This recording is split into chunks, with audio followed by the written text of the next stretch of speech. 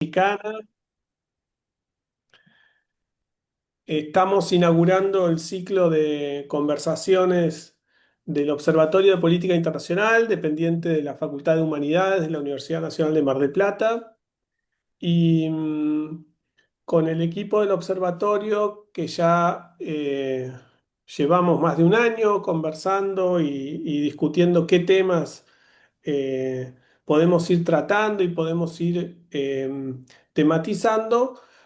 Hace un tiempo que nos venimos focalizando y puntualizando, obviamente, en lo que ocurre en el Asia-Pacífico. Por eso hemos decidido, el Observatorio de Política Internacional ha decidido entonces realizar un ciclo de conversaciones con especialistas eh, sobre la geopolítica del Asia-Pacífico y hemos distinguido tres cuestiones. Una que tiene que ver con las tensiones y los conflictos, eventualmente los conflictos pasados y su circunstancia irresuelta en muchos casos. Hoy conversaremos con Juan Felipe López Ayes sobre las intermitencias de la guerra de Corea, qué ha sucedido con aquello, en qué medida continúa.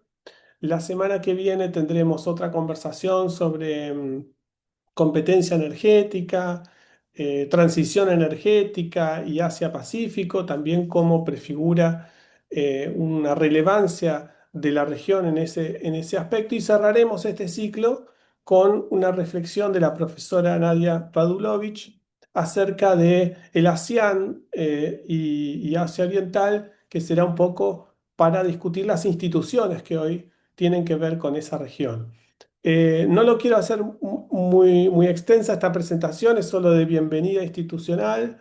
Eh, este es un observatorio de política internacional que tiene varias actividades. Una de ellas es también, y está pronto a salir, un libro, una compilación de artículos de los integrantes del observatorio que los estaremos presentando en las próximas jornadas que se harán de Ciencia Política en la Facultad de Humanidades de la universidad en los principios de marzo, 6 y 7 de marzo se estarán haciendo y allí presentaremos un libro sobre la política exterior del gobierno de Javier Milei.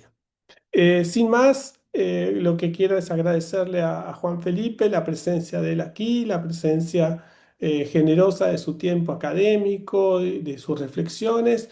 Nafkin, que es una integrante del observatorio, dará una breve descripción de su currículum. Bienvenidos y bienvenidas a todos.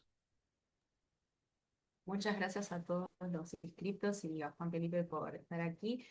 Bueno, ahora introduciendo a nuestro expositor, Juan Felipe López Aimes es doctor en Relaciones Internacionales por la Universidad de Sussex en Reino Unido, es magíster en Estudios Internacionales por la Universidad de Yonsei en Corea del Sur y licenciado en Relaciones Internacionales por la UNAM, donde también es investigador del Centro Regional de Investigaciones Multidisciplinarias de la misma universidad, además de que ha escrito y colaborado en múltiples artículos, capítulos de libros en materia de estudios coreanos, estudios de Asia-Pacífico, las relaciones económicas de la península coreana con Asia del Este, así que sin más podemos dar inicio a la presentación.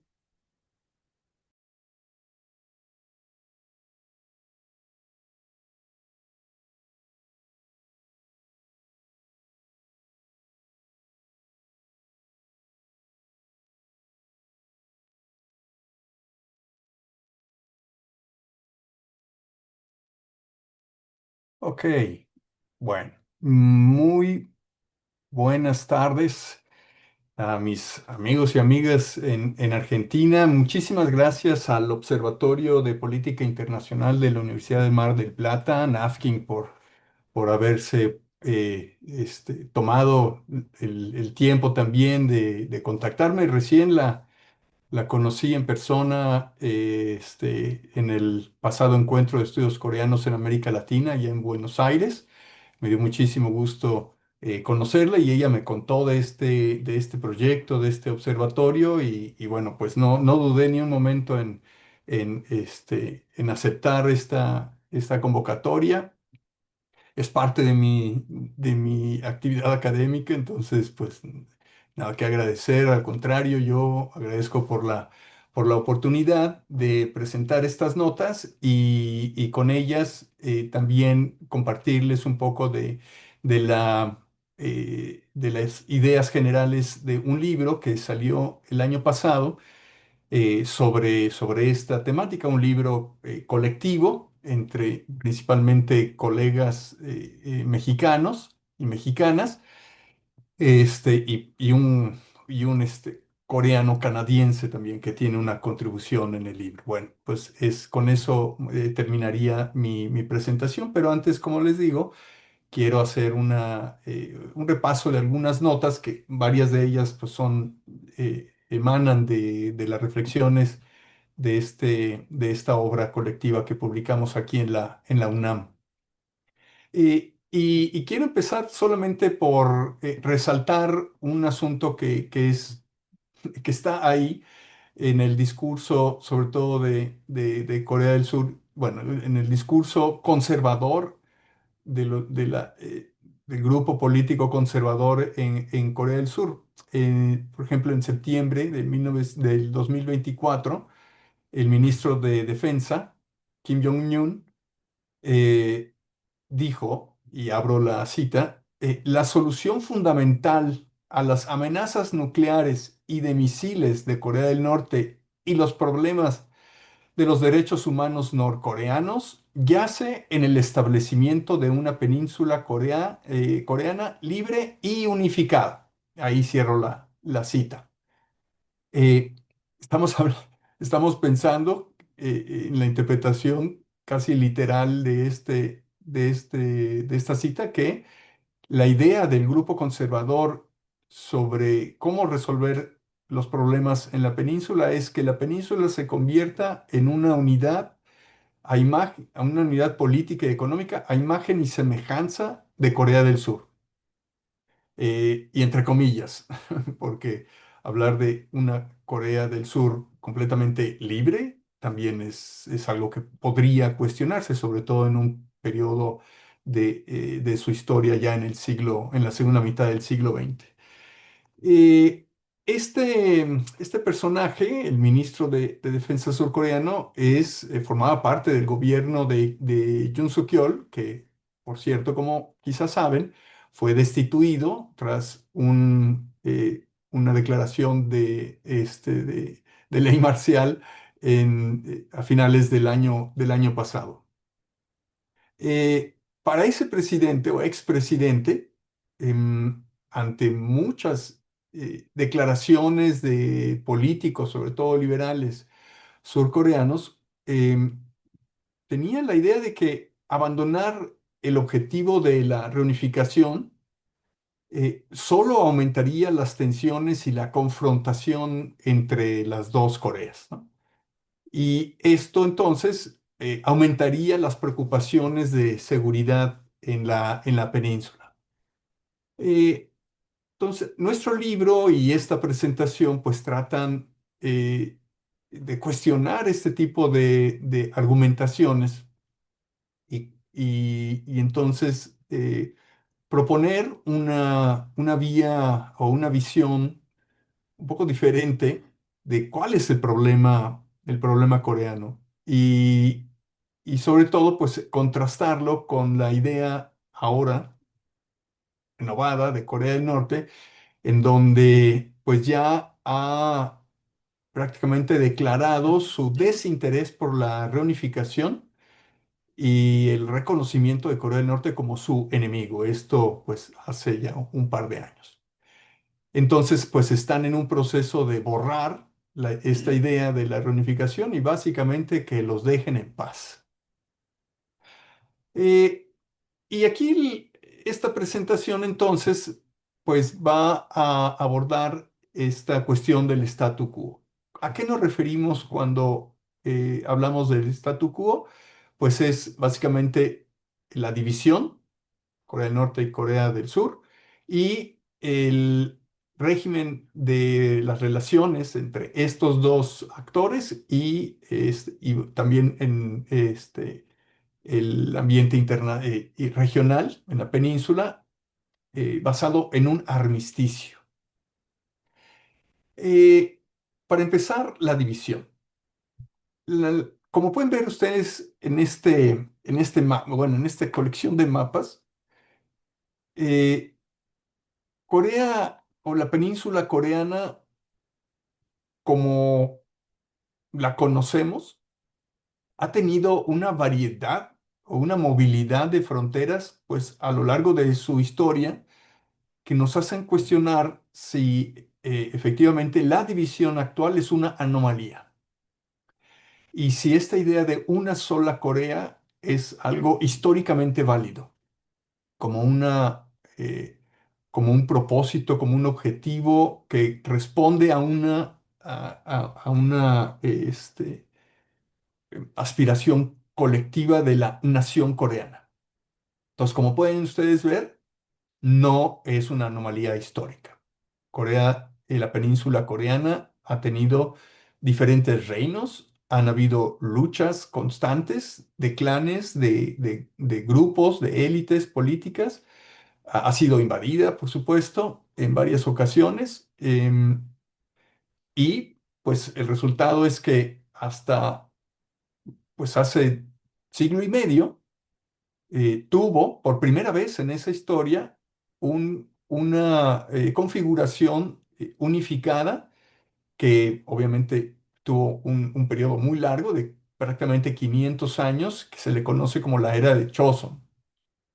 Está entre el siglo XIV y principios del siglo XX. Esa es la única vez que tenemos una sola Corea como se imagina la Corea unificada actualmente, solo que pues de momento hay dos. Eh, entonces esto nos tiene que empezar a cuestionar de, a ver, hacia dónde va esto del el problema coreano y en qué consiste.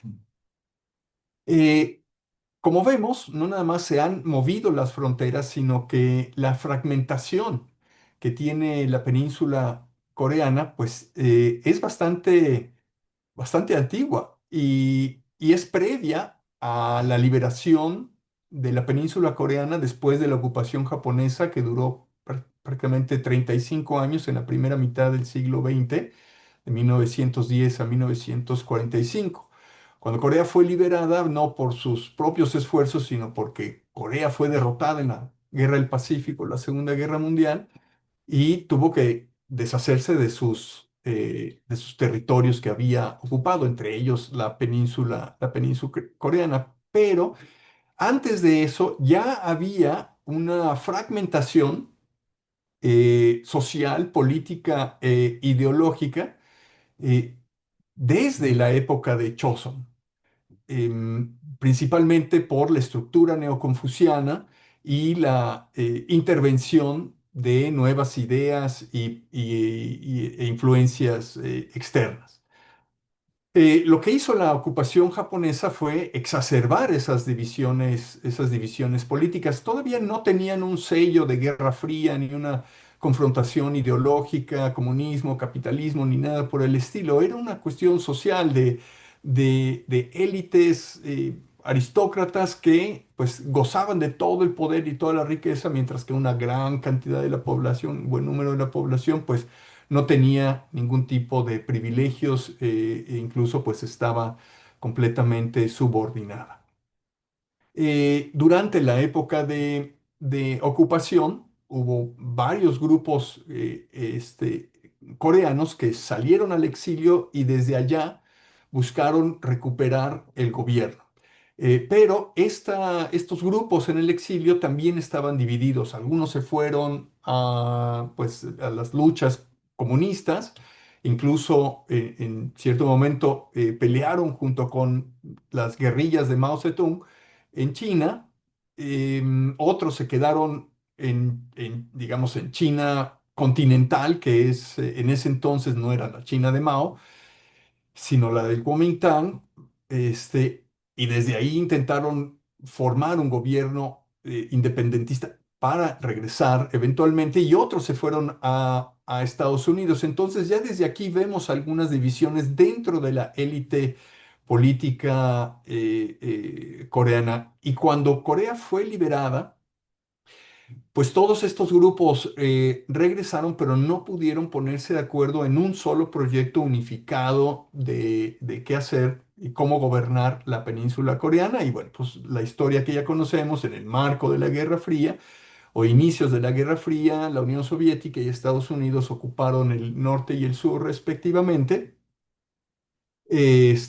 Y bueno, esto fue en parte por iniciativa de estas potencias, pero ante la imposibilidad de formar un gobierno unificado y no nada más eso, sino que había un conflicto irreconciliable entre estos dos grupos, cada uno decidió solicitar el apoyo de potencias externas. Entonces, este conflicto que inició siendo un conflicto interno se internacionalizó.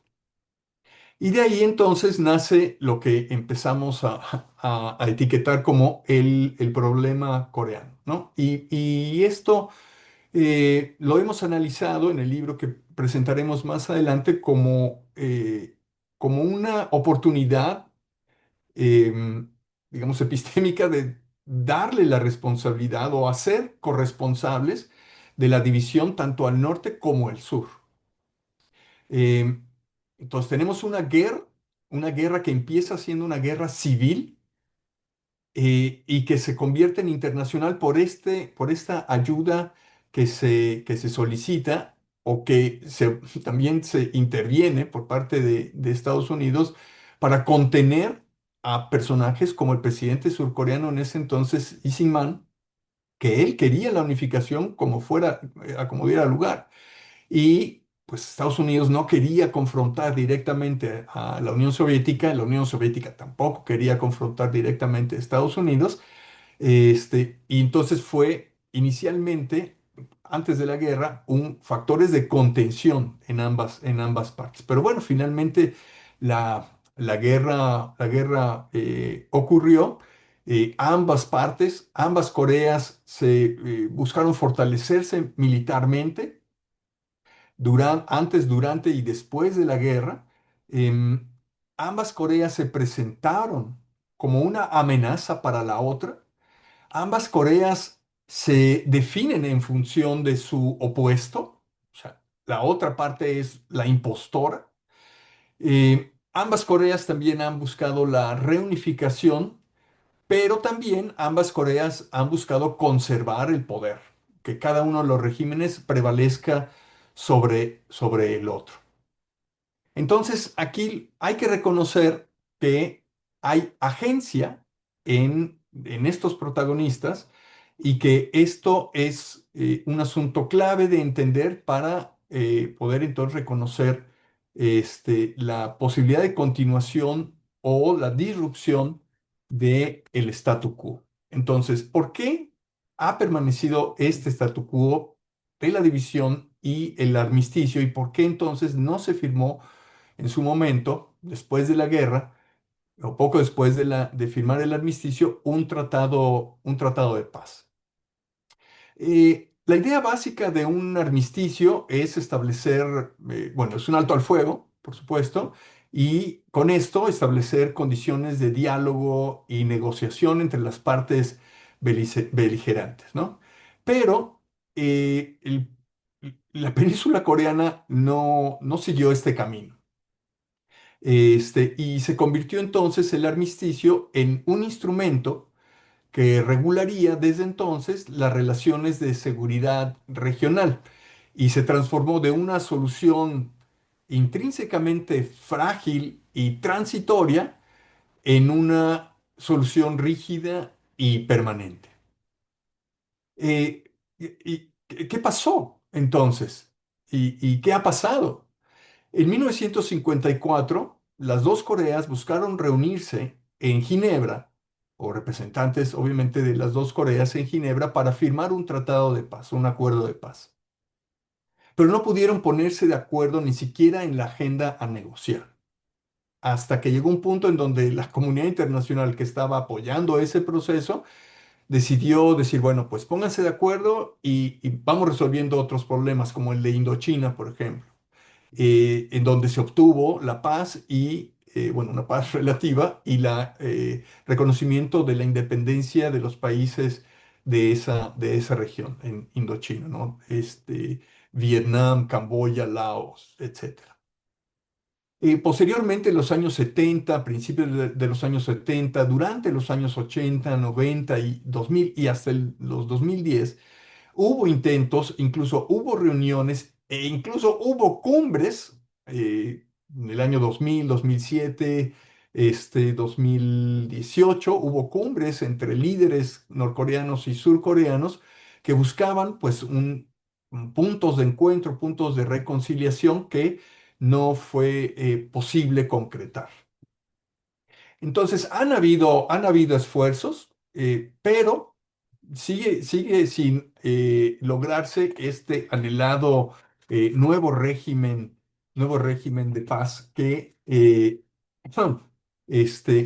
buscaría transformar este régimen de seguridad regional de un armisticio a un tratado de paz. El problema o parte del problema es que eh, la unificación y la desnuclearización se han convertido en los dos pilares para establecer el proceso de paz, como elementos o como factores que deberían eh, existir previo a cualquier negociación sobre la paz. Aquí el problema que vemos es que justamente la unificación implica la desaparición de uno de los dos regímenes y el programa nuclear norcoreano pues resulta vital para la sobrevivencia de Corea del Norte. Entonces, como los dos quieren sobrevivir y Corea del Norte no tiene muchas cartas más que el programa nuclear, que es una carta grande obviamente, pues vemos muy complicado, muy difícil que si se anteponen estos dos asuntos a las negociaciones de paz, pues podemos suponer que esto es un problema que va para largo. Eh, y pensando en la unificación y los procesos de cooperación, pues vemos que hay, como hemos mencionado, algunos intentos de diálogo, pero pues muchas veces se estancan en en la definición de procedimientos. Y entonces esto hace casi imposible que se tengan acuerdos mínimos para ver qué se va a negociar, cómo se va a negociar o en qué términos se va a negociar. También hay problemas en la agenda, en el establecimiento de esa agenda, en la secuencia de las acciones, y muchas veces en eso se descarrilan los diálogos. Por ejemplo, cuando se antepone la desnuclearización, primero, diálogo después, pues, ahí ya se perdió, ¿no? La oportunidad.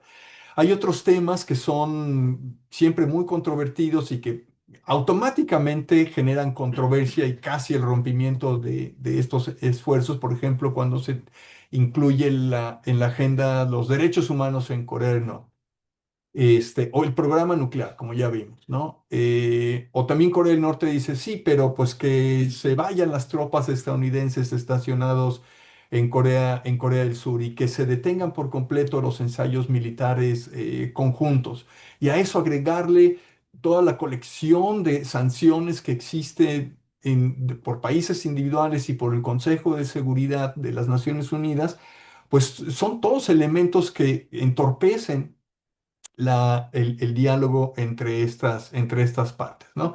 Y pues a fin de cuentas cada una va a intentar imponer sus condiciones y someter a la otra. Y como están por sus diferentes condiciones casi en igualdad de circunstancias, aunque no parezca en el caso de Corea del Norte, salvo por el programa nuclear, lo cual, como digo, no es poca cosa, pues nos hace ver que la agencia de las dos Coreas es fundamental. A esto hay que agregarle el tema de la memoria. Y la memoria y también la construcción de confianza y cómo el discurso entre ambas Coreas tiene algo que ver muy importante con el estado de las cosas. La guerra de Corea, por ejemplo, pues es un periodo histórico repleto de escenas y de acciones que muy fácilmente se pueden utilizar al día de hoy como ejemplos de amenazas permanentes, aunque ha pasado hace tantos años, pues es una amenaza latente, permanente, que contribuye a formar la idea de los otros, sobre todo en el discurso norcoreano, y nutrir así el nacionalismo defensivo, el rencor, la percepción de vulnerabilidad y sobre todo pues la desconfianza. El anticomunismo en Corea del Sur desde Lee Sing-man, o sea, desde 1948, durante todo ese gobierno, más el gobierno de Park Chung-hee, más los gobiernos que le siguieron, que eran duramente anticomunistas, pues no abonaba a facilitar el diálogo. Este, la guerra en sí misma, ¿no? Los bombardeos, la destrucción masiva del norte por parte de Estados Unidos, pues es otro de estos ingredientes que pues no ayudan bueno, ayudan a generar un discurso de amenaza, y no ayudan pues a destrabar estos problemas. Los ensayos militares conjuntos también y por supuesto los ensayos de misiles y de los ensayos nucleares que han ocurrido, pues tampoco ayudan mucho. Y esto pues impone límites a la cooperación coreana cuando se trata de unificarlo, ¿no? De unificar la península, ¿no? Sobre todo porque cuando se pone la unificación como una meta en común, pues se convierte en la principal fuente de desconfianza. Es decir, se trata de un juego de suma cero. La unificación por sí misma, por definición, significa terminar con el otro. Y esto entonces, cuando hablamos de cooperación, pues si el punto último de cooperación, digamos, cada turno que se toman las partes para llegar a ese punto, es la unificación, pues entonces, ¿qué incentivo puede haber para que las partes cooperen en el largo plazo? Entonces, cooperarán hasta el punto en donde ya no hay un riesgo, donde se han obtenido los beneficios máximos y que no hay ya antes del punto de no retorno que llevaría hacia la unificación. Es decir, en el juego de la cooperación entre las dos Coreas hay una especie de propósito último que es no llegar al final, porque esto significaría que alguno de los dos regímenes tendría que irse. Y para ello, entonces, eh, el programa nuclear y de misiles norcoreano, pues juega un papel fundamental. Es un programa que tiene, pues, muchos años, desde los años 50, que empezó siendo un programa civil, de energía, etcétera, pero que en el fondo había un propósito de defensivo, ¿no? O sea, sí formar un programa digamos, nuclear de creación de armas nucleares y de proyectiles para hacerlas llegar a donde ellos quisieran, ¿no? Este, y en este sentido, pues el programa nuclear ha podido convertirse paradójicamente en un factor de estabilidad interna porque le permite al régimen establecer sus alianzas dentro de los grupos, el régimen norcoreano, dentro de los grupos de poder al interior de Corea del Norte, y también pues le permite sobrevivir porque no es tan fácil invadir o amenazar a un país con armas con armas nucleares. Eh, entonces, pues ha sido ciertamente exitoso en am, en la, eh, en la disuasión y sobre todo también en la obtención de recursos por vía del chantaje. ¿Por qué entonces Corea del Norte estaría motivada a deshacerse de este programa nuclear? Entonces hay que cuestionarnos eso. Además de que, pues, mm, hay razones suficientes para que Corea del Norte se sienta amenazada. No nada más internamente, sino en casos internacionales en donde otros países pues se han visto invadidos y regímenes destruidos por haberse deshecho de sus programas nucleares eh, o por haber siquiera sugerido que los podrían desarrollar o tener. Libia, Irak son dos casos típicos que Corea del Norte obviamente ha observado. Y, y algo que no se puede dejar de lado es, y siempre nos preguntamos, bueno, pues ¿cuál es el papel de las potencias que tienen intereses en la península coreana? Bueno, hay una percepción de que estas grandes potencias simpatizan con la idea de una sola Corea. ¿M? Pero en todo caso se dice o dicen diplomáticamente que sí se unifiquen, pero que sea de manera pacífica. Ya no queremos otra guerra de Corea. Aquí la cuestión de la agencia preponderante de los protagonistas de Corea del Norte y Corea del Sur es que imponen una estructura de relaciones, esta de estar divididos, como ya hemos dicho varias veces, porque así conviene a los dos regímenes, es en ese escenario en el que tienen que jugar las diferentes potencias con intereses en la región. Em, Obviamente, todas operan de acuerdo al script que tienen o que han asumido, ¿no? Y que tienen, por lo tanto, casi que asignado. Por ejemplo, Estados Unidos, eh, lo que sea, pero que se desnuclearice la península y sobre todo, pues, Corea del Norte. China dice, bueno, como sea, pero yo quiero o prefiero la estabilidad. Y Rusia dice, sí, yo también quiero la estabilidad, pero también quiero hacer negocios con Corea del Sur, ¿no? O sea, Corea del Norte es mi aliado y todo, pero yo quiero hacer negocios con Corea del Sur. Y Japón dice, pues yo no quiero pruebas nucleares ni de misiles y reclamo por los secuestrados japoneses que se llevaron a Corea del Norte. Y todo esto pues corresponde a intereses geopolíticos de estas potencias, ¿no? Eh, y bueno, pues también sobre la reunificación. Ok, si Corea se unifica, pues que sea bajo el régimen surcoreano. China dice, pues sí, que se reunifiquen, pero pues de preferencia con un régimen amigable a China. Y sobre todo porque China no quiere compartir frontera con un aliado de Estados Unidos.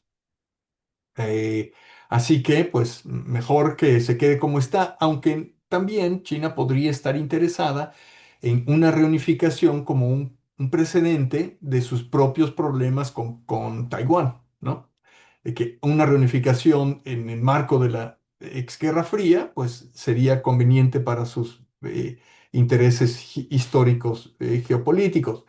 Rusia suele ser un poco más ambigua en sus preocupaciones y su posición sobre la reunificación, pero lo que sí podríamos intuir es que como China no quiere tener un aliado estadounidense en su frontera, aunque sea muy pequeñita, son algunos kilómetros, pero aún así. Y Japón, pues sí, que sea una unificación pacífica, que gane el sur, pero de preferencia que esté dividida, porque una Corea unificada puede ser un rival económico, un competidor económico, pues bastante fuerte, lo cual pues quizá no sea de su interés. Y obviamente en el programa nuclear y la desnuclearización, Estados Unidos es radical, es inflexible, es obstinado, incluso violento, sobre todo en las sanciones y los ejercicios militares conjuntos con el sur. Y su posición ha sido tan intransigente que ya llegó a un punto en donde pues no puede cambiar, no la puede cambiar y reconocer a Corea del Norte como un estado nuclear. No lo puede hacer oficialmente, aun cuando ya lo es de facto. Y esto en todo caso pues alimenta la actitud y la percepción de amenaza y de inseguridad de Corea del Norte. China, pues, tampoco quiere una península con armas nucleares, pero tampoco está de acuerdo con la actitud de Estados Unidos y Rusia no quiere otro territorio nuclearizado, pero pues reconoce que Corea del Norte tiene un buen punto en sentirse amenazada.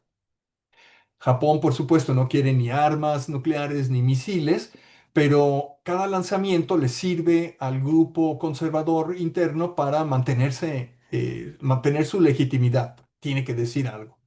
Nos necesitan porque Corea del Norte, si no, Corea del Norte se va a aprovechar de nosotros. Entonces, necesitamos mano dura con Corea del Norte. Entonces, pues a pesar de los pronunciamientos y deseos de paz de una península unificada, pues las potencias se han acomodado al statu quo y este script que acabo de describir, pues puede perdurar indefinidamente y esto hace entonces que el régimen de seguridad, así como está con el armisticio, pues sea razonablemente estable, aunque pues ciertamente muy costoso para todas las partes. Eh, y por eso entonces nos parece interesante proponer el argumento de que el programa nuclear se ha convertido en un factor de equilibrio, pues permite prolongar la división y es que esta división es la preferencia general de las potencias. Así que pues el statu quo se convierte en el reflejo de un punto de equilibrio entre las relaciones intercoreanas que paradójicamente genera predictibilidad y estabilidad en la región. Entonces, los intentos de diálogo, las sanciones, el discurso violento e incluso el programa nuclear pueden ser los componentes de una gran simulación colectiva en la que se invita al diálogo sin querer dialogar, se sanciona a sabiendas de que es una política estéril para cambiar la conducta del régimen norcoreano o acometer la desnuclearización y el programa nuclear tiene una función estratégica tanto para la política interna norcoreana como diplomática. Y más que un elemento para la seguridad de Corea del Norte, es decir, no se usarían las armas nucleares, pero funcionan como un disuasor. Em, y ya con esto empezamos a llegar a las conclusiones, y es que en el fondo, que la constante histórica de la península coreana es la movilidad de las fronteras y la existencia de grupos, de clanes, reinos rivales.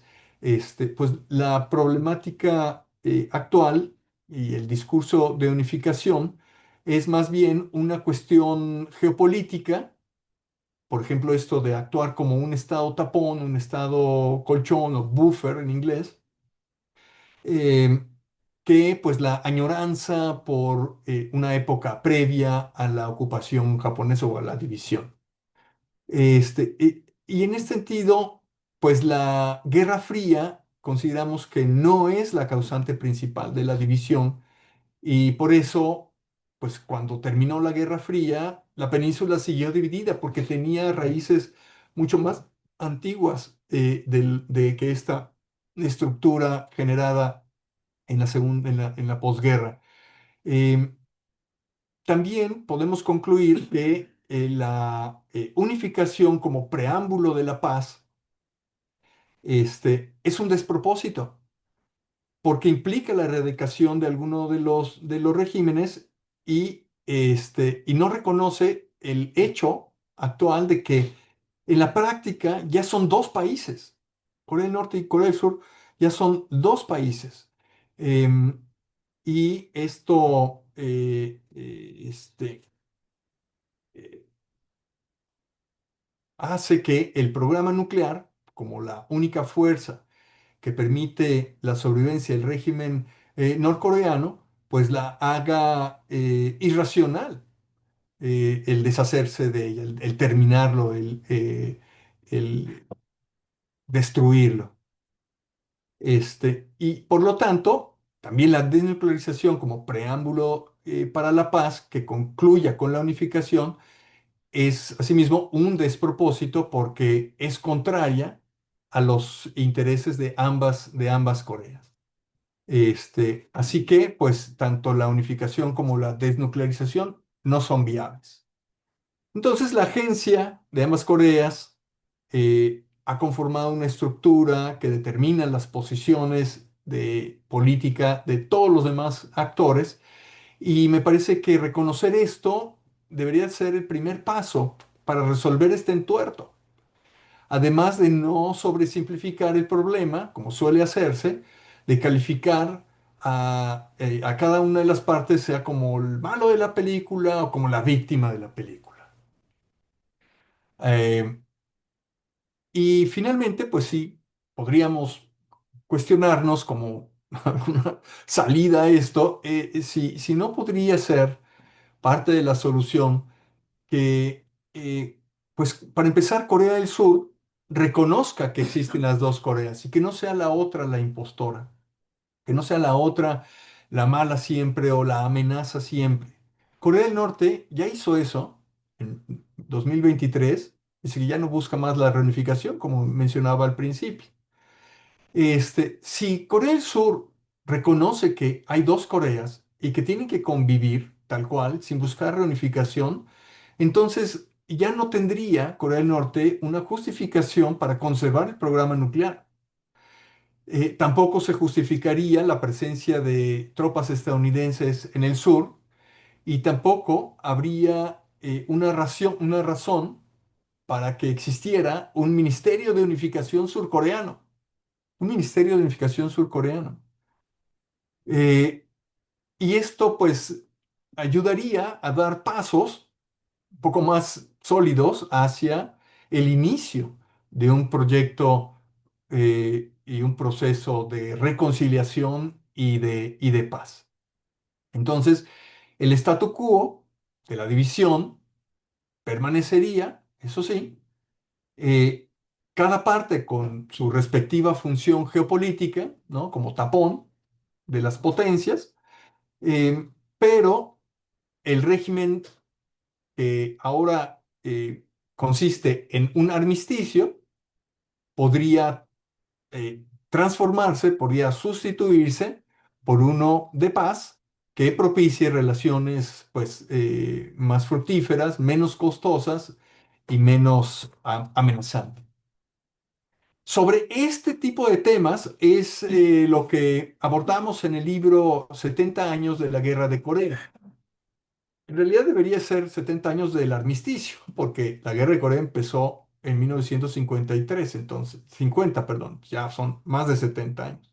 Incluso a estas alturas son más de 70 años del armisticio, pero bueno, el proyecto editorial empezó y tenía la esperanza de salir en el 2023, justamente cuando se celebraban o se conmemoraban más bien los 70 años, salió el año pasado, o sea, un añito después.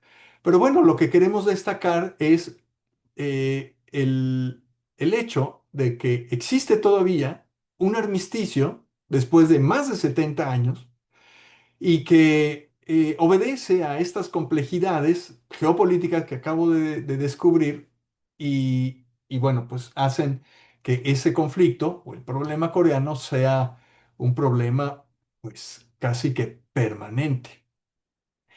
Y para abordar estos temas con mucho más detalle, profundidad, lo dividimos el libro en tres partes. La primera, con temas transversales de esta idea del statu quo, el conflicto armado y las secuelas. El primer capítulo obviamente habla sobre la guerra de Corea y es este colega Stephen Lee, coreano-canadiense. Él es un historiador con una idea muy crítica del papel de Estados Unidos en la guerra de Corea que nos ayuda a comprender y a reconocer estos componentes que se han reproducido en el discurso norcoreano de por qué Corea del Norte tiene razón en ver a Estados Unidos como una amenaza. Y bueno, pues se narran la problemática de la guerra de Corea en sí misma y las cosas que pasaron después de una demostración de fuerza a veces exagerada, desproporcionada por parte de Estados Unidos y que simplemente abonan a la desconfianza y al sentimiento de amenaza que tiene Corea del Norte hacia esta potencia. Le sigue el capítulo de Alfredo Romero, que es uno de los coordinadores también de este libro, mi profesor un tipo genial, el primer mexicano y primer latinoamericano en estudiar en Corea del Sur, en los años 60. Y él escribió este capítulo sobre lo que pasó inmediatamente después, cuando se buscó la guerra, las conferencias de Ginebra y por qué fracasaron. Entonces, él hace este estudio en el capítulo. Por supuesto, tenemos que hablar del programa nuclear norcoreano, el cual fue abordado por Alfonso Aragón, que hace este recuento de la evolución y la trayectoria, sus orígenes, de una manera muy detallada, un poco técnica a veces, pero bueno, también de una perspectiva geopolítica. Después viene un capítulo que escribí junto con Jorge Suárez, que aquí tienen su imagen por quien no lo conozca, bueno, de todos. Y aquí abordamos de una forma teórica también este asunto de cómo se construye o no la confianza entre las dos Coreas, ¿no? Y un poco también el papel de las potencias, pero sobre todo entre las dos Coreas, y es en el que abordamos este asunto del juego de suma cero, del juego de la cooperación, de los turnos y por qué la unificación es justamente el elemento que divide o que genera desconfianza en las relaciones y entonces como un componente que va a impedir que el status quo pueda transformarse. Sinclair Cárdenas y también Jorge Suárez escribieron el texto sobre las sanciones y por qué no han funcionado y por qué siguen a pesar de que no han funcionado. Bueno, de eso va la primera parte. La segunda ya es una sección que hace un zoom a los protagonistas, ¿no? Tanto Corea del Norte y Corea del Sur, sus políticas hacia la otra, y bueno, política exterior de Corea del Norte y su política hacia Corea del Sur. Y luego este fue escrito por Eduardo Tadeo Hernández. Mm, Eduardo Tadeo también escribió el capítulo sobre cómo se ha construido la imagen de Corea del Norte en Corea del Sur, sobre todo en el proceso de democratización durante los años 80 y 90, y esto pues como un elemento importante que dio o flexibilizó la posición surcoreana hacia el norte, que ha permitido tener un poco más de diálogo, haber logrado establecer proyectos de cooperación, etcétera. Entonces, bueno, este capítulo va de eso. Y un capítulo histórico también de Jorge Suárez sobre cómo se ha transformado la política surcoreana hacia el norte.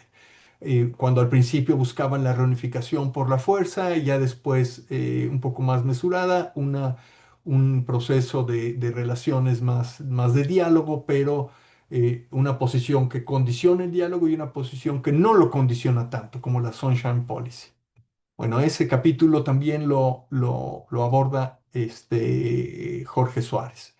Y ya la tercera parte, que aborda el papel y las preferencias de las potencias, tenemos a especialistas en cada una de estas potencias. Por ejemplo, Eduardo Zilli, él es un sinólogo en México, muy reconocido, que él trata de reconocer pues, el papel real que tiene China en el problema coreano, ¿no?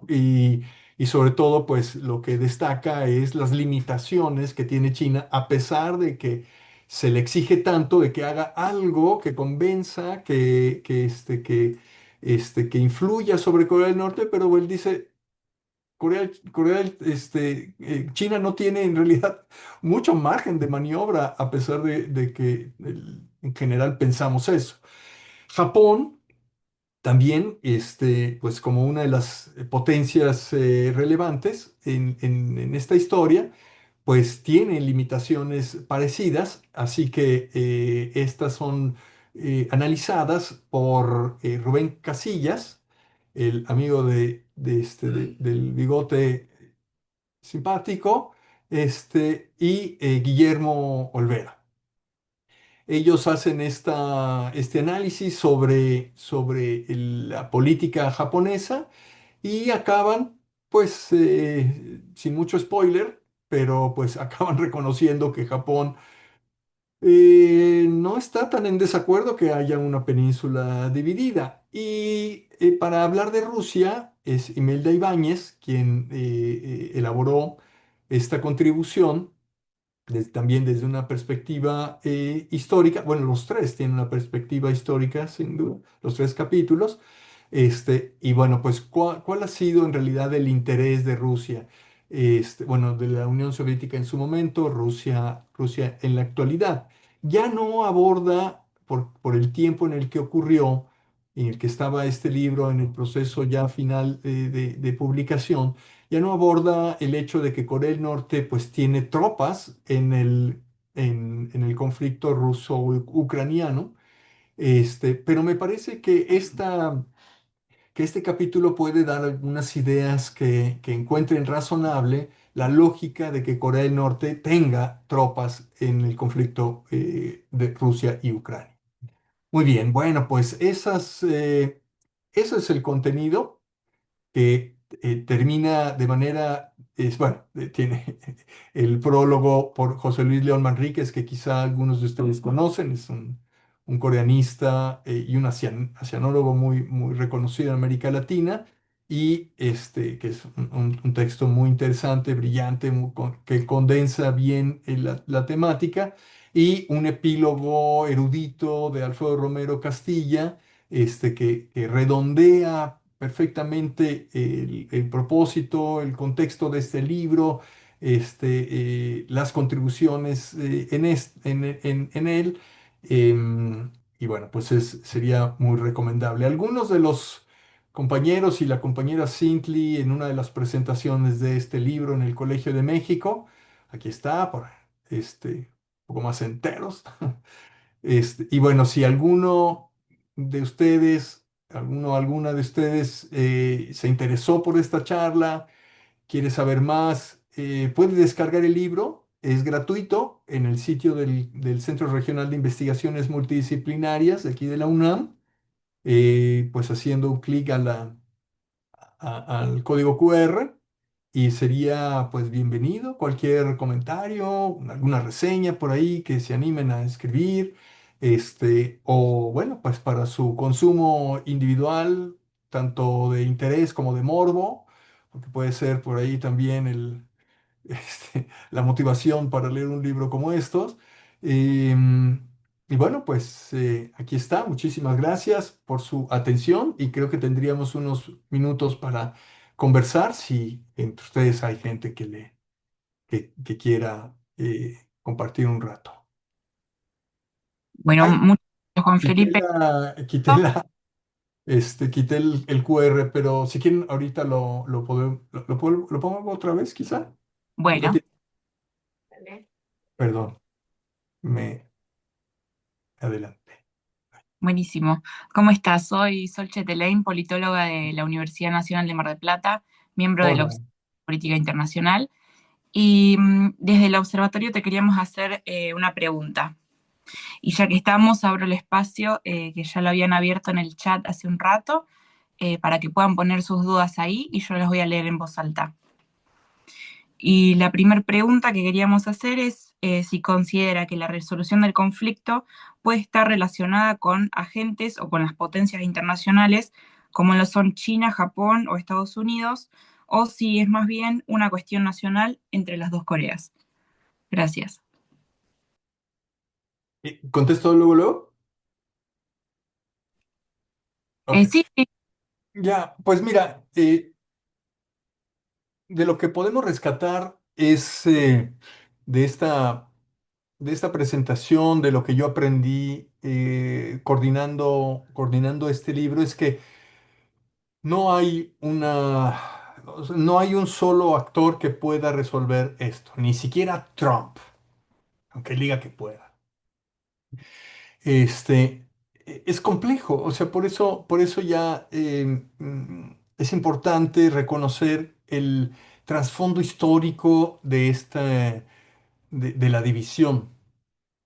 Y claro, pues el contexto de la Guerra Fría, o el contexto de la ocupación japonesa, que se hayan ido, que se hayan fortalecido grupos con ideas y propósitos e intereses extremos, irreconciliables, eso va más allá de la Guerra Fría, pero la Guerra Fría también fue un factor importante que generó alianzas, compromisos, estructuras, tratados em, que siguen ahí y que no se pueden eliminar. Eh, pero creo que algo importante que hay que reconocer o que hay que tomar en cuenta es el tema de la secuencia. Claro, es algo muy delicado porque significaría que si uno reconoce que Corea del Norte es un estado nuclear y decir, bueno, ok, eres un estado nuclear, quédate con tus armas, no produzcas más, congela el programa, ya sé que tienes armas, no te voy a pedir que te las deshagas ahora, pero vamos a sentarnos a platicar, vamos a sentarnos a negociar algo. Entonces, en vez de decir, no, primero te tienes que desnuclearizar y luego hablamos. Entonces hay un problema de secuencia ahí, importante, que yo creo que es fundamental. Otro problema que tiene que ver con la reunificación, que ahí sí son las dos Coreas las que son responsables, es que Corea del Sur diga, ok, ya no quiero unificarme, porque además le va a salir carísimo a Corea del Sur financiar la reconstrucción, porque tendría que ser algo inmediato. Sea como sea, por colapso de Corea del Norte y que Corea del Sur llegue al rescate y toda la comunidad internacional del orden capitalista, pero a ver quién quiere entrar, esa es la otra. O sea, la misma Alemania, después de ya 3 décadas de haberse unificado, siguen pagando esa unificación y la diferencia era de 1 a 3. Y aquí es de 1 a 50. Entonces, es muy difícil que pueda haber una reunificación por la fuerza o por colapso o lo que sea. Entonces, tendría que ser algo más bien gradual. Pero esta gradualidad estaría dictada por el reconocimiento de Corea del Sur de que, ok, hay dos Coreas. Tú y yo son dos estados. Vamos a interactuar como dos estados. Vamos a tener una política exterior hacia el otro. Ahora es una política hacia un territorio que me fue arrebatado del cual yo soy el gobernante legítimo. Entonces Corea del Sur no está en condiciones todavía de hacer eso, porque tiene una problemática interna pues también muy complicada. O sea, Corea del Sur está dividida también entre conservadores y liberales, los liberales generalmente más no a favor de Corea del Norte, pero sí más tolerantes inclinados al diálogo y los conservadores más tajantes y no muy dados a la negociación sin condiciones, ¿no? Entonces, es complicado. Ni siquiera China puede apretar demasiado las tuercas de Corea del Norte porque se interesa por la estabilidad del régimen, no quiere que colapse.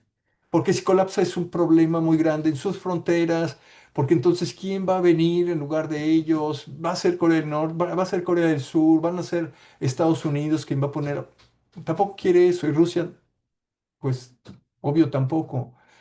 Entonces, no está en manos de China resolver esto, ni de Trump, ni de Estados Unidos, y tampoco solo sobre Corea del Norte, aunque la reconozca. O sea, tiene que ser una cuestión colectiva, gradual, y en la gradualidad, la secuencia es en donde yo veo una posibilidad, si es que se invierte, en diálogo primero, desnuclearización después, unificación nunca, para poder sentarse a hablar, ¿no?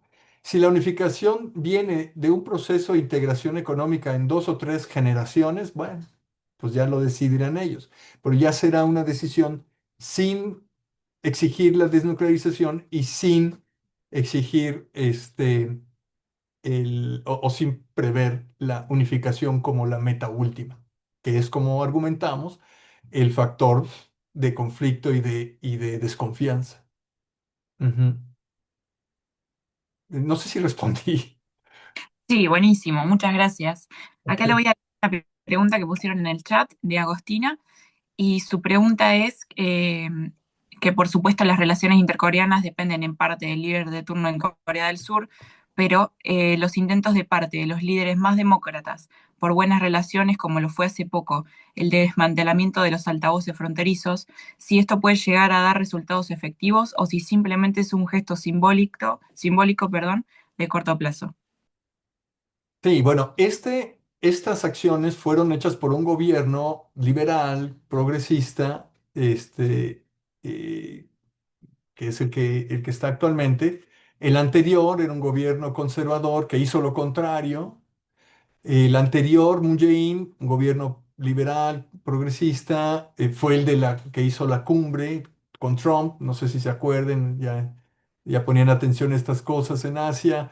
Fue un gobierno progresista. La primera cumbre entre líder Corea del Norte y Corea del Sur fue con un gobierno progresista, Kim Dae-jung, en el año 2000. En el año 2000, en el 2007 también, bueno, todavía vivía Kim Jong-il, se reunió con Namjoon, progresista también de Corea del Sur, y cuando vienen gobiernos conservadores, todos esos progresos o se revierten o se congelan, este, o se empeora la situación poniendo condiciones, etcétera, porque obedecen a, a intereses políticos de los dos grandes grupos en los que está dividida la política surcoreana. Dividida, o sea, ya es algo muy amable, polarizada la política surcoreana. Entonces, efectivamente, como Agustina apunta, es una cuestión que del parte de Corea del Sur depende de los gobiernos en turno. Pero también pues de una combinación de condiciones externas. Por ejemplo, en el año 2000, las cosas se movieron más o menos bien porque en Estados Unidos gobernaba Clinton, todavía en el 2000, aunque perdió las elecciones el Partido Demócrata, bueno, había una esperanza de que se podía mover un poco más. Después de eso, pues vino George Bush y el 11 de septiembre, las Torres Gemelas, y Corea del Norte fue incluido en el eje del mal, entonces ahí se echó a perder todo. O sea, todo lo que se había progresado se echó a perder. Entonces, a pesar de que hubo gobiernos progresistas en el sur y que había un poco más de tolerancia, de intentos de diálogo, pues como Estados Unidos es el mecenas político de Corea del Sur, pues, y Corea del Norte siempre ha pensado que Corea del Sur, quien gobierne, es un pelele o un títere de Estados Unidos, pues no ayudó eso tampoco. Y luego, pues vino partidos conservadores en Corea del Sur, y aunque Obama estaba como demócrata en Estados Unidos, pues no fue una buena combinación, y para Obama, Corea del Norte no fue la prioridad. Se puso una política de esperar y ver, ¿cómo se llama? Paciencia estratégica, creo que le llamaron. O sea, no me importa, medio haz lo que quieras. Hubo ensayos nucleares también en su gobierno. Obviamente había que quejarse y hacer sanciones en el Consejo de Seguridad, pero no se ha dado como la constelación, las constelaciones como que no se han perfilado de tal forma que propicie esta unificación. Perdón, esta reconciliación o más diálogo o mejorar las relaciones. Con Trump parecía, aunque al principio no, pero luego parecía que podía llegarse a algo, pero volvió esta idea conservadora estadounidense de la desnuclearización sí o sí. No podemos avanzar sin desnuclearización. Los norcoreanos dijeron en Vietnam, en Hanoi, dijeron, bueno, a ver, nos desnuclearizamos, está bien, pero quítame las sanciones. Estados Unidos, no puedo hacer eso. Ah, pues entonces, ahí te ves, ¿no? O sea, no podemos avanzar más. Así que mm, no veo como muchas posibilidades de que esto mejore, y si nuestro argumento de que todos los actores están acomodados al statu quo, pues entonces, ¿cuál es el incentivo de seguir? ¿Cuál es? O sea, todos están ya conformes con la situación actual. Aquí la pregunta es, ¿cómo nos va a salir menos caro mantener esta situación? Tropas de Estados Unidos en Corea del Sur es muy caro. Es un peso, y también es un peso al orgullo surcoreano. Bueno, para ciertos sectores de Corea del Sur, ¿no? Entonces, y es una piedrita o piedrota en el zapato de este proceso. Entonces, yo insisto que si el gobierno surcoreano, como política de Estado y no de partido, decide consensuadamente decir, no vamos por la reunificación, aceptémonos como somos, donde estamos y quienes somos, bueno, entonces Corea del Norte tendrá el balón en su cancha, de decir, bueno, va, entonces yo no tengo ya que aferrarme a un sistema antidemocrático, el programa nuclear, etcétera, si hay garantías de las otras partes de que no va por la sustitución de un régimen o por la destrucción de un régimen, que eso es lo que ellos quieren mantener. Así que sí, influye quién gobierna en Corea del Sur, pero influye también quién gobierna fuera en otros lados, ¿no? Y las condiciones externas, en el corto y en el mediano o largo plazo. Ujú. ¿Qué más? Tengo una pregunta, no sé, Sol, si... Sí, sí, no hay problema. Muchas gracias por la respuesta, la verdad. Esclarece un montón las cosas.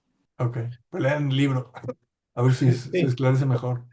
Juan Felipe, muchas gracias realmente una presentación excelente. Tenía una Ujú. pregunta vinculada a la anterior. eh, ¿en qué medida también eh,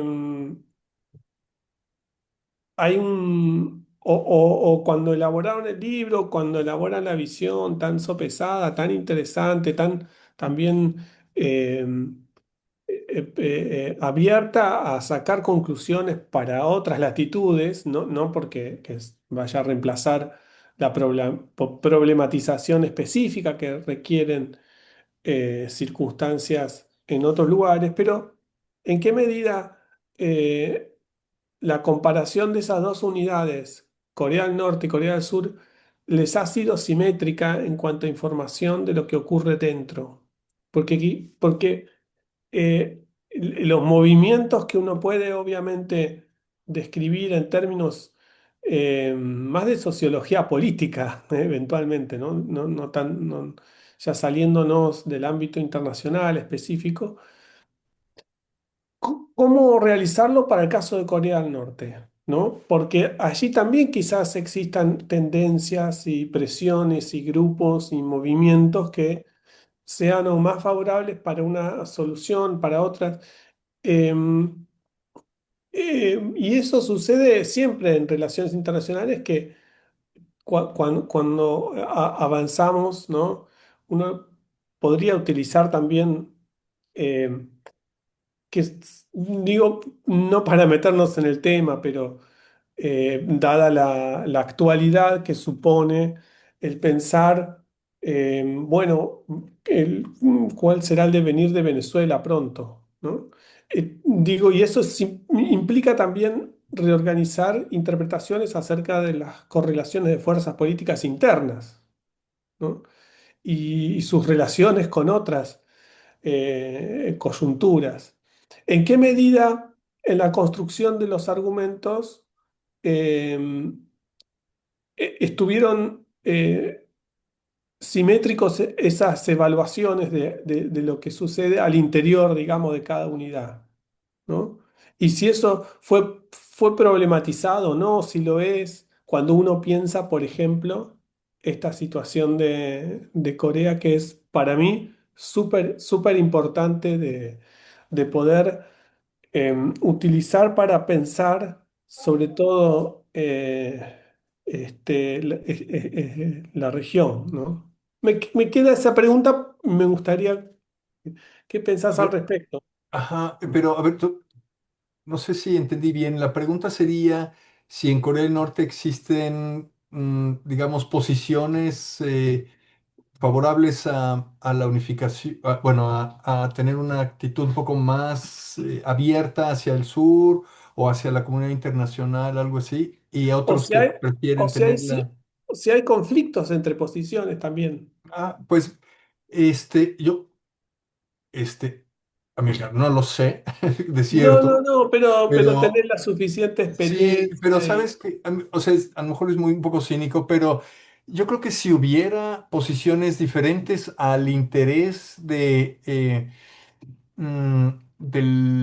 grupo central, este, de que gobierna Corea del Norte, este,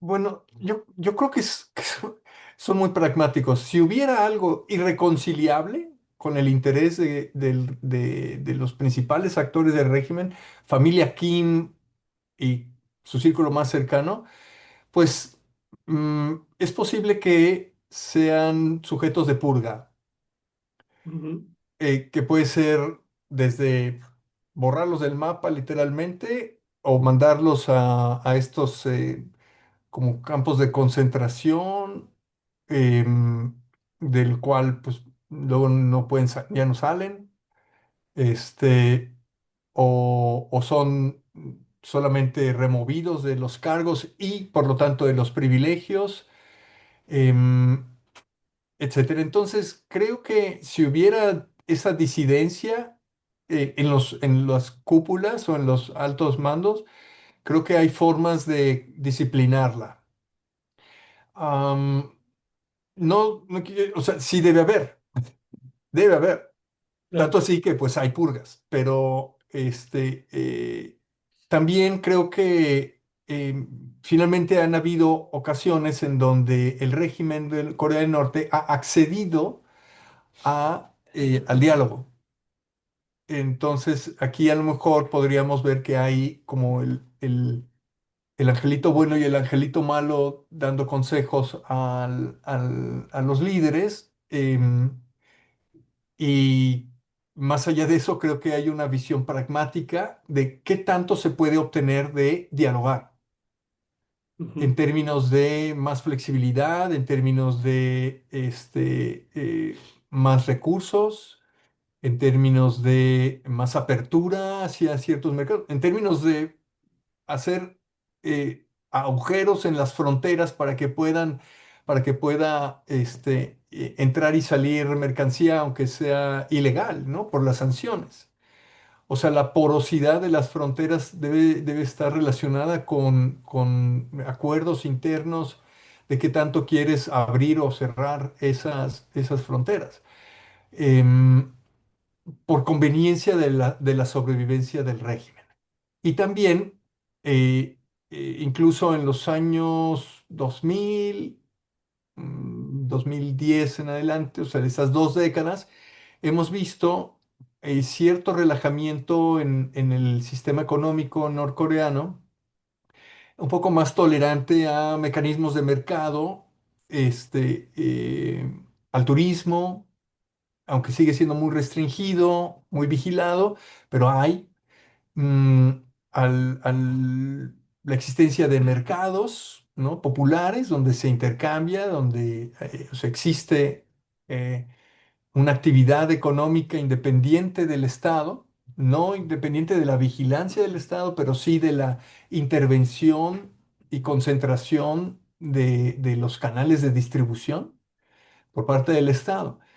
Entonces, han habido no sé, como liberación de la presión social interna, acompañado de mecanismos de vigilancia vecinal que existen también, que hacen muy difícil la organización interna de la sociedad para tener actos de rebeldía o de protesta o algo así, ¿no?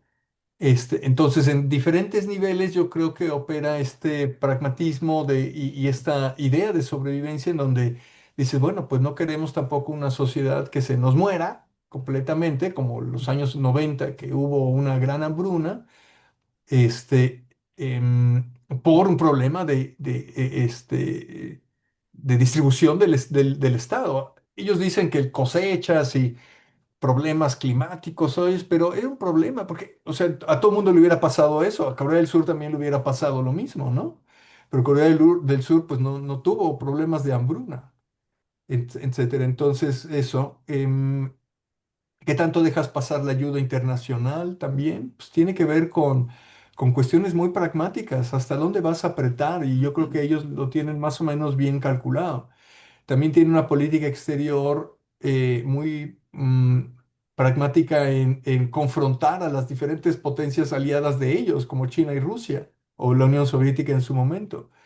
Y se aprovechan. O sea, ahora, pues sí le hacen caso a China, por supuesto, pero ahorita con quien tienen una mejor relación es con Rusia, porque obtienen cosas de que sus troperos estén en el conflicto de Ucrania.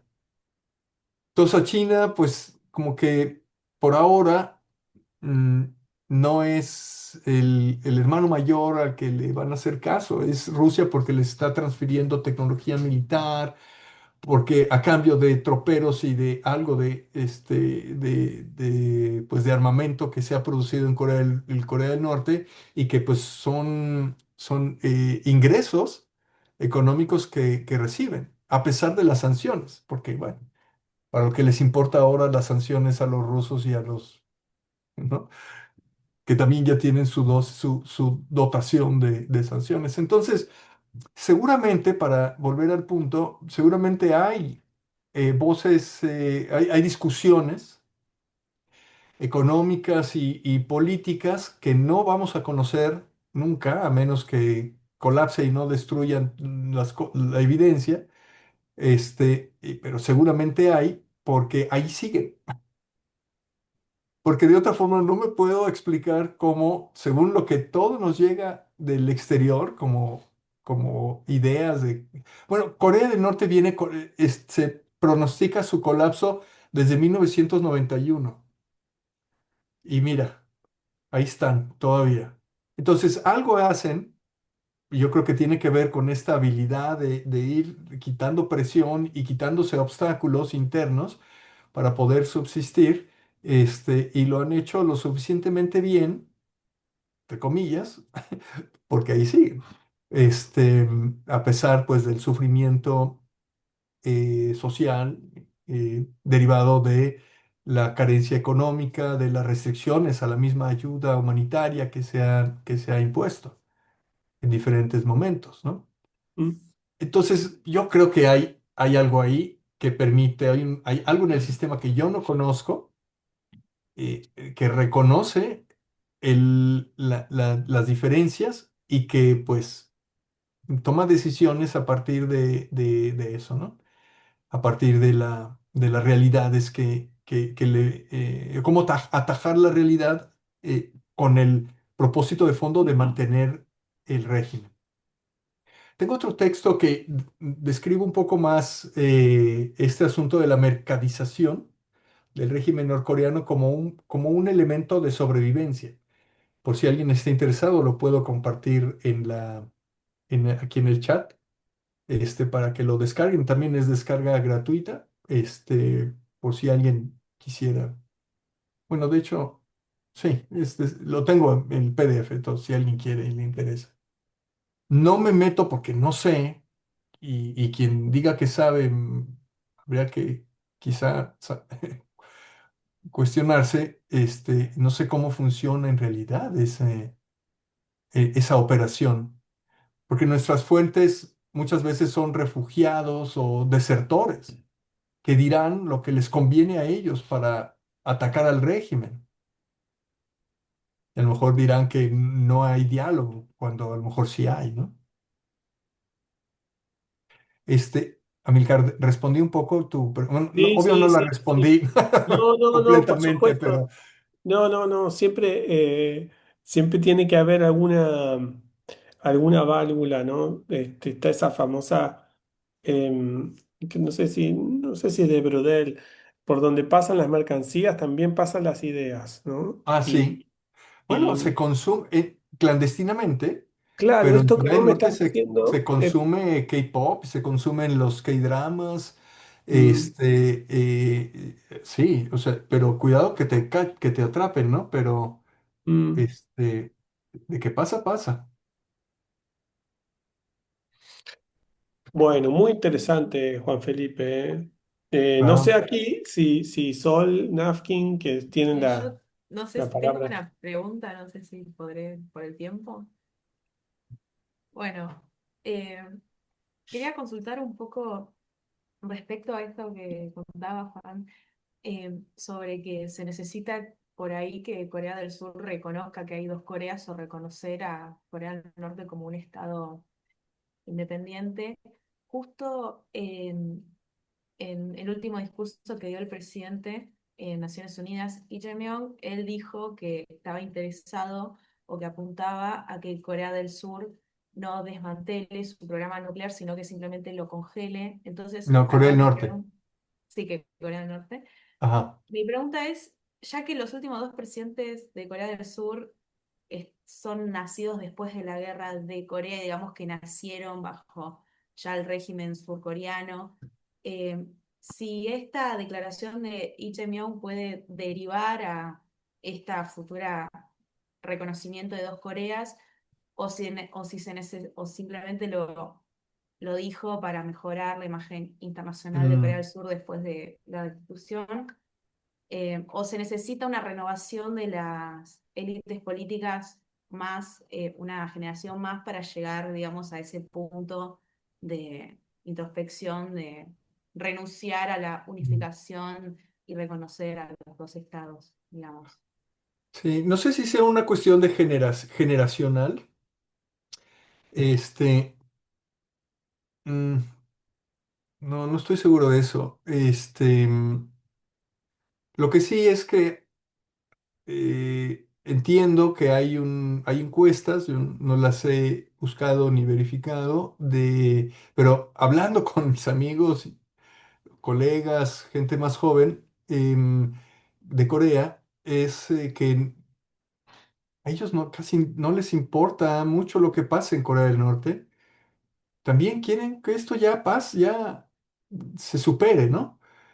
Em, claro, hay cierta idea de amenaza de que Corea del Norte tenga armas nucleares, pero no creen que en realidad las vayan a usar, porque es como darse un tiro en el pie casi casi, ¿no? Y menos en Seúl, que está a 30 kilómetros de la frontera. O sea, no sería un territorio, digamos, blanco de ataques nucleares.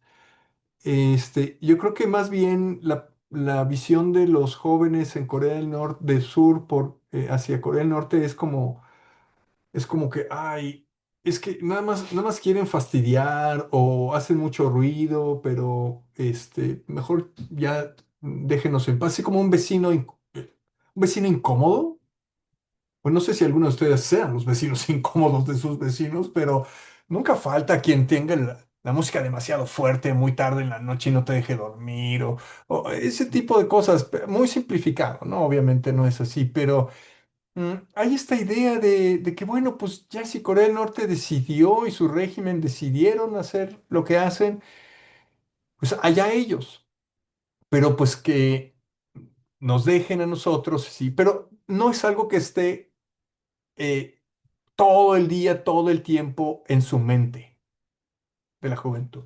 Entonces, hay eso de decir, ya vamos a pasar la página, vamos cada quien a seguir por su camino. Cuando conocen los surcoreanos a los norcoreanos, se les hacen personas extrañas, raras, o sea, no hay digamos, puntos de identificación cultural actual, quizá históricos, pero eso sí, dependiendo cómo les hayan enseñado la historia en cada lado, si son compatibles, ¿no?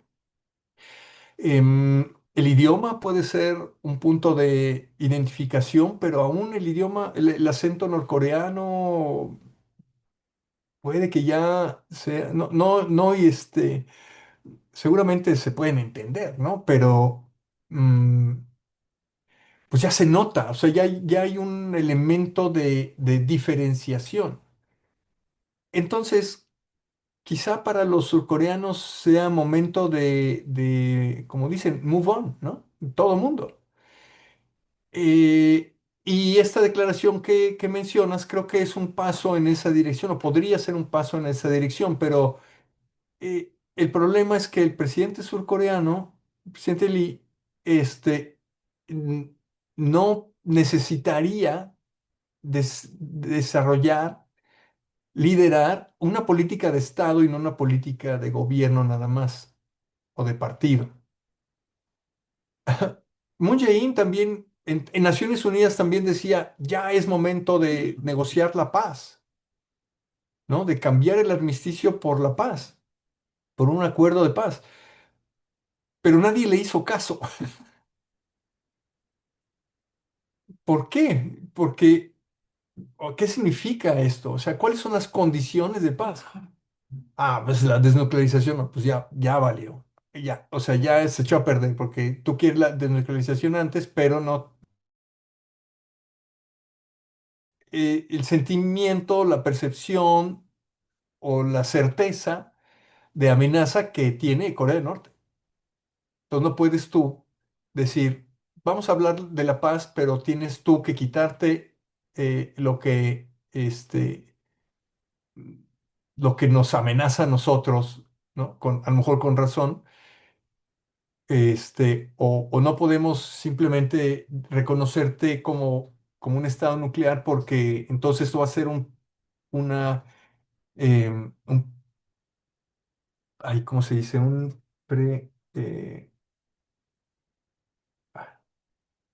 fue la palabra?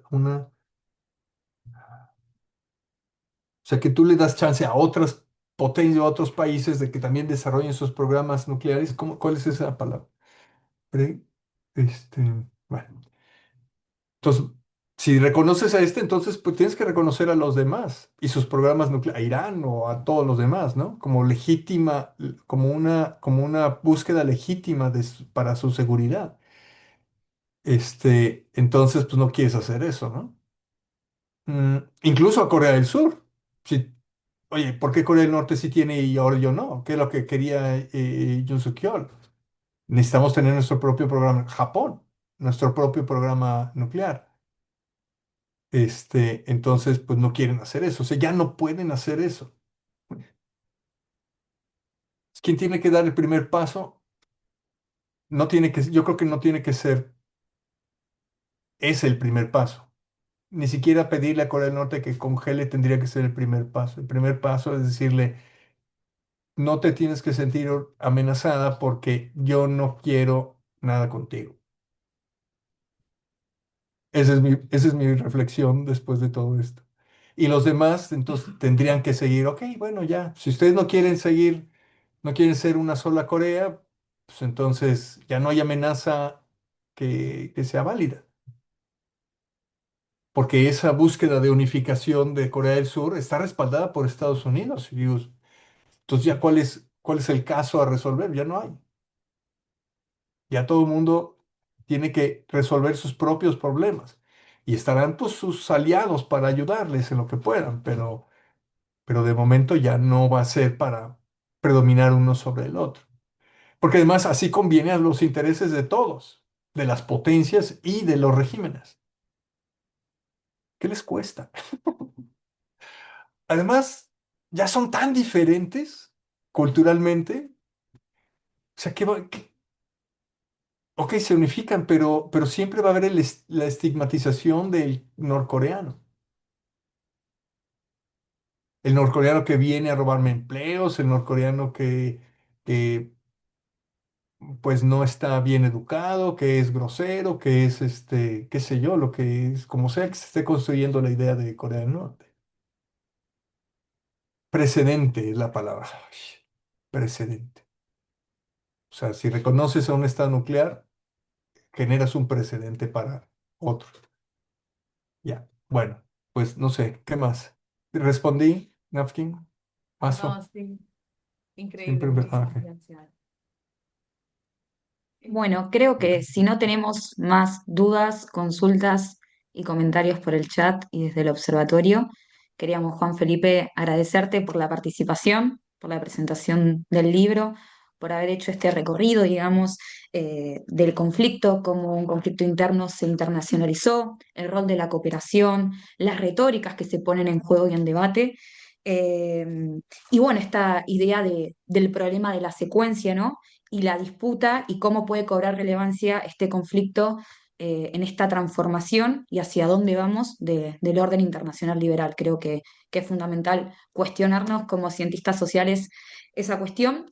Eh, Agradecerte nuevamente por tu tiempo, la dedicación, la presentación del libro, acercarnos toda esta propuesta tan interesante de investigación. Desde el Observatorio de Política Internacional de la Universidad Nacional de Mar del Plata te agradecemos. También queremos invitar a quienes están acá en el Zoom a la próxima charla de este ciclo de charlas, de conversaciones de Asia y la geopolítica, que va a ser el martes que viene a las 19 horas con Ignacio Sabatella. Vamos a estar charlando un poco de los recursos naturales y las disputas en torno a ello. También mencionar que acá en Mar del Plata estamos en un aniversario de No al Alca, se cumplieron ya 20 años y hay todo un ciclo de eventos en la Universidad Nacional de Mar del Plata, así que invitamos también y extendemos la invitación a ello.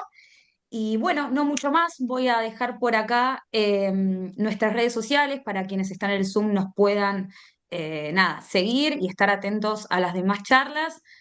Reiterar nada, el agradecimiento a Juan Felipe y a todo el equipo del Observatorio Político y de Política Internacional. Bueno, muchísimas gracias a quienes hicieron preguntas, a Agostina, a Amalia, que ya no la veo para agradecerle, pero Amalia Petrongolo, y a Tatiana por sus palabras. Muchas gracias. También a ustedes, a Nafkin por la oportunidad, a Milcar por también sus amables palabras. Y bueno, pues estoy a sus órdenes y si hay algo más que podamos trabajar juntos, yo soy el mexicano más feliz. Ujú. Gracias, Juan Felipe. Y Gracias. gracias a todo el equipo que hicieron esto posible. Perdón, se me fue tu nombre, quien habló al Paloma, último. Paloma, Paloma. Paloma, Perdón, perdóname, Paloma. no pasa nada. Gracias, Paloma. No, a También vos. requiere tu apoyo. Gracias, Juan Felipe, por la exposición y realmente impresionante la presentación, porque a veces por ahí en los congresos con 20 minutos no se alcanza ¿Verdad? a tratar todas estas cuestiones, así que muy excelente la presentación, aparte de abordar este conflicto o esta temática desde la mirada de Latinoamérica, creo que es muy, muy importante para avanzar un poco y tener una mirada más crítica sin Exacto. seguir Esa es miradas la idea. Es la idea. internacionales. Muy Muchísimas bien. gracias.